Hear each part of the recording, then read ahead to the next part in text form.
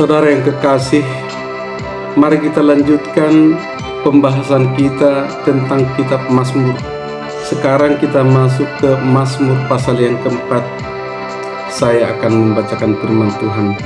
Doa pada malam hari untuk pemimpin biduan dengan permainan kecapi, Mazmur Daud. Apabila aku berseru, jawablah aku, ya Allah yang membenarkan aku. Di dalam kesesakan Engkau memberi kelegaan kepadaku. Kasihanilah aku dan dengarkanlah doaku. Hai orang-orang, berapa lama lagi kemuliaanku dinodai? Berapa lama lagi kamu mencintai yang sia-sia dan mencari kebohongan? Ketahuilah bahwa Tuhan telah memilih baginya seorang yang dikasihinya.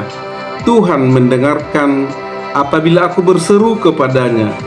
Biarlah kamu marah, tetapi jangan berbuat dosa. Berkata-katalah dalam hatimu di tempat tidurmu, tetapi tetaplah diam. Persembahkanlah korban yang benar dan percayalah kepada Tuhan.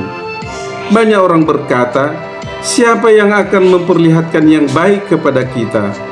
Biarlah cahaya wajah-Mu menyinari kami, ya Tuhan. Engkau telah memberikan sukacita kepadaku lebih banyak daripada mereka ketika mereka kelimpahan gandum dan anggur.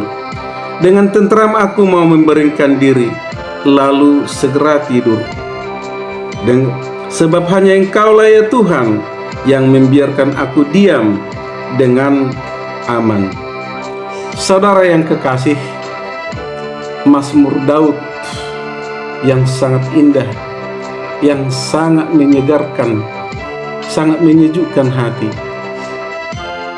Pemazmur ketika dia mau istirahat tidur, ketika dia mau membaringkan dirinya di pembaringannya, dia selalu berdoa kepada Tuhan.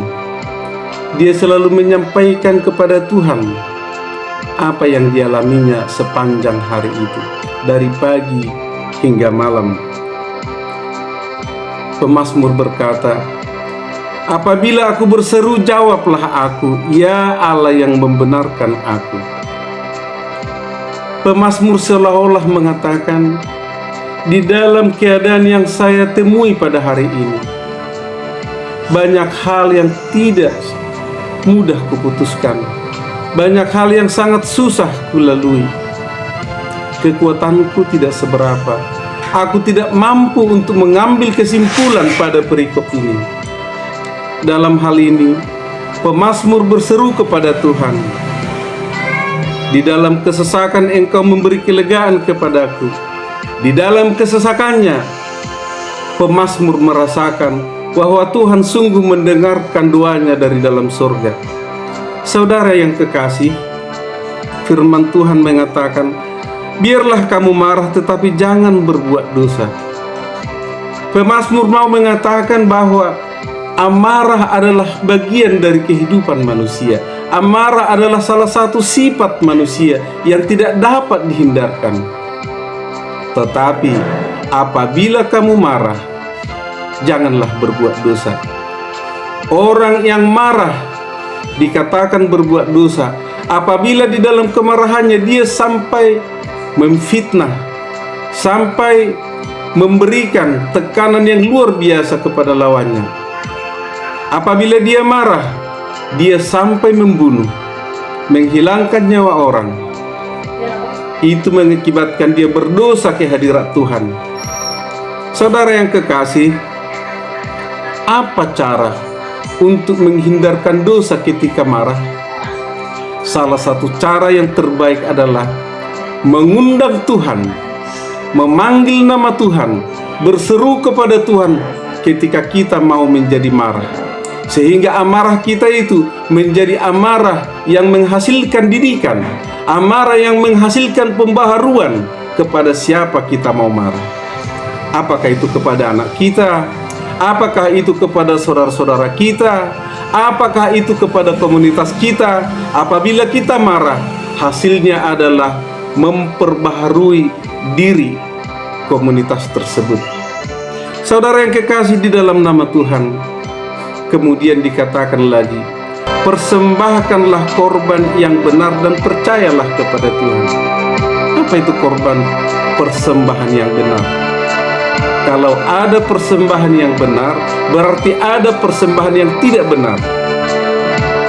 Apabila orang berbuat dosa dan dia merasa apabila memberikan persembahan ke gereja, memberikan persembahan kepada Tuhan, maka dia sudah melakukan yang benar.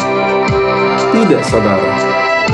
Tuhan menghendaki persembahan yang benar adalah tubuh kita, perilaku kita, pola pikir kita, sifat kita, karakter kita yang memuji dan memuliakan namanya. Itulah persembahan yang benar. Persembahkanlah tubuhmu menjadi persembahan yang kudus di hadapan Tuhan. Janganlah menjadi serupa dengan dunia ini, tetapi berubahlah oleh pembaharuan budimu. Itulah persembahan yang dikehendaki Tuhan dari kita, menjadi surat Kristus, menjadi surat Kristus yang bisa dibaca oleh semua orang. Dengan melihat tingkah lakumu, dengan melihat ucapanmu, dengan mendengarkan kata-katamu, orang mengetahui Kristus sungguh hidup di dalam orang ini.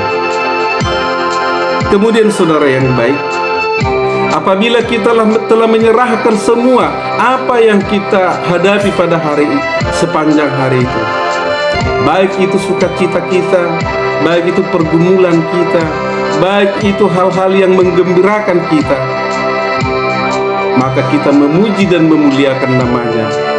Tuhan pasti mendengarkannya di tahtanya yang kudus di sorga. Dia akan memberikan kepada kita rasa damai, sukacita, sehingga kita dapat berbaring dengan tenang.